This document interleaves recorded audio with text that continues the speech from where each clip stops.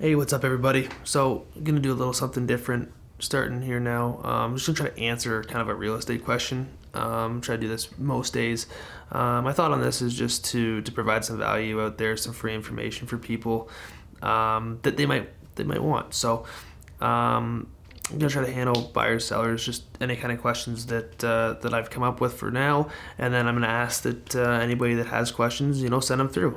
Interested in trying to help. I know the questions that I deal with a lot when it comes to my buyers, my sellers, but not necessarily what maybe your questions are. So send them in, comment with them, private message me. My number's everywhere. So whatever means of connecting you want to use, throw in a question. So today's question is going to be, as a seller, so I'm speaking as a seller, is should sellers want to see a condition of financing on an offer coming in on their house? So the easy answer to this, and for most people, the common belief would be, no, I want to see as little conditions as possible. Why would I want to see more conditions?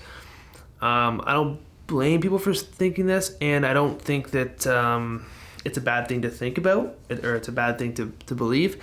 That being said, sometimes I don't mind seeing a condition of financing. So I either want to see two things. One, either see that condition of financing to know that the buyer has actually gotten their financing before proceeding with their purchase, because the way I like to put it is, if somebody's not going to be able to buy your house, wouldn't it be better to know today or in a week, as opposed to, say, 5 days before closing, after you've waited 2 months, etc.? I think it would be.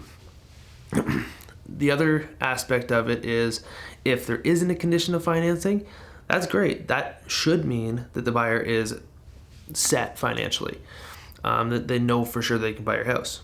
So tell me how that's possible. Talking to the other agent, asking the right questions. Okay, they're not using a condition of financing. Does that mean that they're not getting a mortgage, or does that just mean that they've been pre-approved for a lot? That's great. If they've been pre-approved for $600,000 and they're buying something at $4, the chances are that they're probably good for that. They, as buyers, are good for that house. Here's the other aspect of that. What if the house value doesn't match up from the bank's eyes or the lender's eyes to what they're paying? And the bank says, well, we'll give you a mortgage, just not for as much as you want. And the buyer then goes, well, I don't have another $30,000, $20,000 of liquid cash at my disposal. That could put an end to your deal. And even though you have grounds for litigation, is that really the route you want to take? Months in court, lawyers' fees for what? For the damages that you may or may not incur? Sure, there's a good chance that you might get something at the end of the day, but your house is going to sit there the entire time. And if you're trying to move to your other house, that's not the thing that you want, because you're trying to close on another deal. So from my perspective, I either want two things. Either I want to see that condition of financing so that I know that the buyer's taking care of things today or in the next week or so, or I want to know why they're not, why are they able to go unconditional? Is it because they got enough money to buy that house cash? Good, then put a $100,000 deposit down. Or just asking the right questions can lead to you putting yourself in a good spot. Like I said before, obviously it's great to have a buyer that can come in unconditional, but you don't want to do this twice, and you don't want to find out a month or two from now that buyer can't buy the house. So find out now, avoid a lot of pain later, and get what you really want. You want to have your house sold. You want to have it done as easily and efficiently as possible, and hopefully for the most money, and that way you can move on to what's next. The other aspect is if they're coming in unconditional, if they are coming in unconditional, they and don't have the strongest offer financially, is that really an offer that isn't conditional upon finance? Knowing that in advance is important to me. If they still have to go out and get a mortgage and in order to buy your house, then no matter what, it is still conditional upon financing. The difference is that they don't have it written in there as a condition. And what I mean by that is, if they found out they can't get financing 3 weeks from now, what do you think they're going to do? They're just going to keep going to closing even though they can't close? No, they're going to probably contact you and say, hey, I can't close. I don't have the money. Well, You can say, I'm going to sue you. That's fine.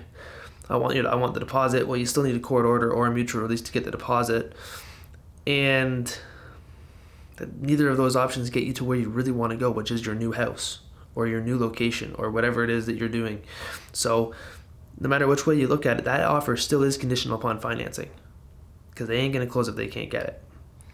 So sometimes taking less money for that unconditional offer isn't always the right thing. If they are truly unconditional and they truly have the money and everything is sorted out, no matter what the appraisal comes in at, no matter anything like that, then great. If you're unconditional, your house is sold, hang that sold sign and be done with it. But make sure you're asking those questions. Where is the money coming from for the buyer?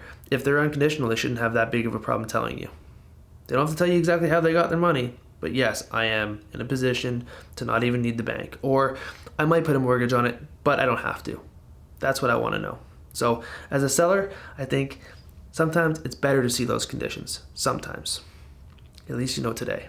Better than finding out tomorrow.